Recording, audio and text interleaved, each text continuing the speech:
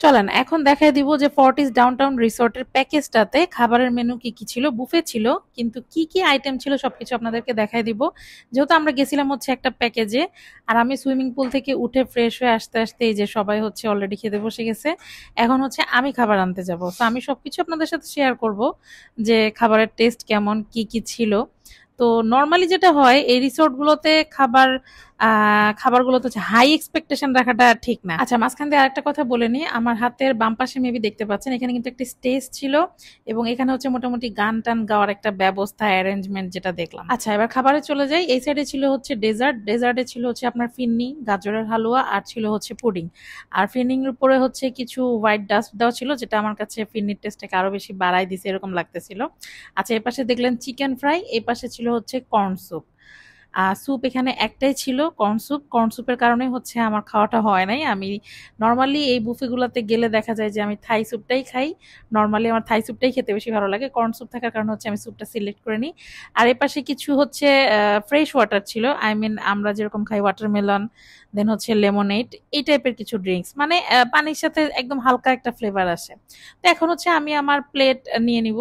কি কি নেওয়া যায় চলেন দেখি কি কি আছে। সত্যি কথা বলতে প্রচন্ড ক্ষুধা লাগছিল, ভিডিও করতেও মন চাচ্ছিল না। পরে ভাবলাম যে যেহেতু বুফের আইটেম গুলো দেখাবো, একটু সুন্দর করে ভিডিও করি, তারপরও খুবই ফাস্ট গেছে। আচ্ছা, এখানে ছিল হচ্ছে জলপাইয়ের আচার, অনিয়ন, টমেটো, তারপরে হচ্ছে আপনার সালাতের জন্য গাজর, শসা, মানে এখানে সালাদ আইটেম, কাঁচামরিচ, তো এইসব। আর এদিকে দেখেন প্লেন রাইসও ছিল, আর নর্মালি এগুলোতে প্লেন রাইস কিন্তু রাখেই।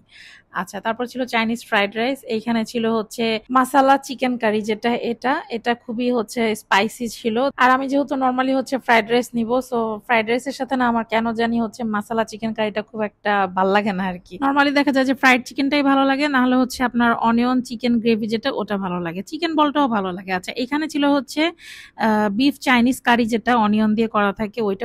আচ্ছা, এখানে ছিল হচ্ছে ফিশ কারি, ফিশ কারিটা খুব মজা ছিল। এখানে ছিল হচ্ছে পাস্তা। আমি একটু ফাস্ট যাওয়ার কারণে আসলে আপনাদেরকে ঠিক মতো বলতে পারতেছি না। এখানে ভেজিটেবল ছিল, ভেজিটেবলটাও কিন্তু বেশ মজা ছিল। আর এখানে ছিল হচ্ছে ডালটা আমি ট্রাই করি নাই, সো টেস্টটা বলতে পারছি না। তবে ফিশ যেটা ছিল, টুনা ফিশ সম্ভবত, সুন্দর করে হচ্ছে আপনার ভেজে ওটাকে আবার রান্না করা, তো ওইটা আমার কাছে খুব মজা লাগছে। হ্যাঁ, ফিশের একটাই আইটেম ছিল এখানে, ওইটা আমার কাছে মানে বেস্ট লাগছে। ভেজিটেবলটাও ভালো লাগছে।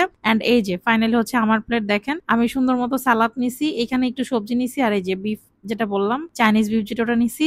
চিকেন ফ্রাই নিছি, চিকেন ফ্রাই শেষ হয়ে গেছিল, পরে খালামণি আমাকে খালামণির কাছ থেকে দুইটা দিছে। এন্ড আমি এখানে কিন্তু টুনা ফিশও নিয়েছি। আর ডেজার্টের মধ্যে এখানে নিছি হচ্ছে ফিন্নি, এই যে দেখেন ফিন্নির উপরে হোয়াইট ডাস্টটা খেতে খুব মজা ছিল সত্যি কথা। আর আমি পুডিং নিয়েছি, গাজরের হালুয়াটা আমি নেইনি। খাবারের টেস্ট বলতে চিকেন ফ্রাইটাই হচ্ছে সবচেয়ে বেশি টেস্টলেস লাগছে, আর আদারওয়াইজ প্যাকেজ হিসাবে ঠিক আছে।